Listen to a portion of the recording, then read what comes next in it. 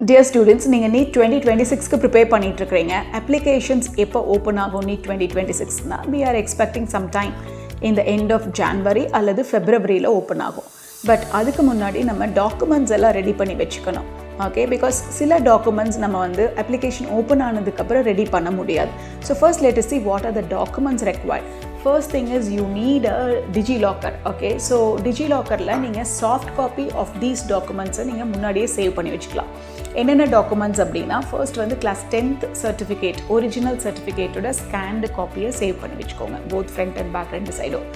Second, if you have already completed class 12th அந்த class 12th certificate original சர்டிஃபிகேட்டோட scanned copy வச்சுக்கணும். So if you are in class 12th you can wait, உங்களுக்கு certificate தேவைப்படாது. Okay, third important thing is your Aadhaar card. So Aadhaar கார்டில் தான் நிறைய பேர் கடைசி நிமிஷத்தில் ஸ்ட்ரக் ஆகுறாங்க. பிகாஸ் ஆதார் கார்டு கண்டிப்பாக அப்டேட்டடாக இருக்கணும். அப்டேட்டட்னா உங்களோட ஃபோட்டோ இருக்குது இல்லையா, அது ரொம்ப பழைய ஃபோட்டோவாக இருக்கக்கூடாது. So see that your Aadhaar card is an updated one. Second thing is உங்களோட ஆதார் கார்டில் நிறைய பேர்த்துக்கு ஸ்பெல் செக் பண்ணுங்கள். உங்களோட name as in class 10th certificate இருக்கான்னு பாருங்கள்.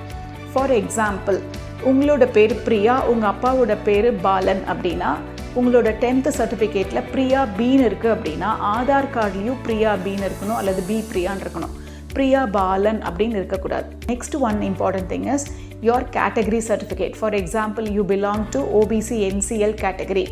ஓபிசி என்சிஎல்ல யார் வருவாங்க அப்படின்னா தமிழ்நாட்டில் இருக்கிற பிசி எம்பிசி கேண்டிடேட்ஸ், அதாவது அந்த students if their parental income is less than 8 lakhs per annum அப்படின்னா நீங்கள் ஓபிசி என்சிஎல் கிளைம் பண்ணலாம். ஓகே, ஸோ இது ஒன்று. If you belong to SC ST கேட்டகரினா நீங்கள் அந்த கம்யூனிட்டி சர்டிஃபிகேட் கண்டிப்பாக வேணும்.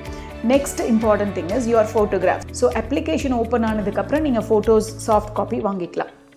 So first important thing is create a Digilocker, have your soft copies uploaded and have your community certificate and your updated Aadhaar card.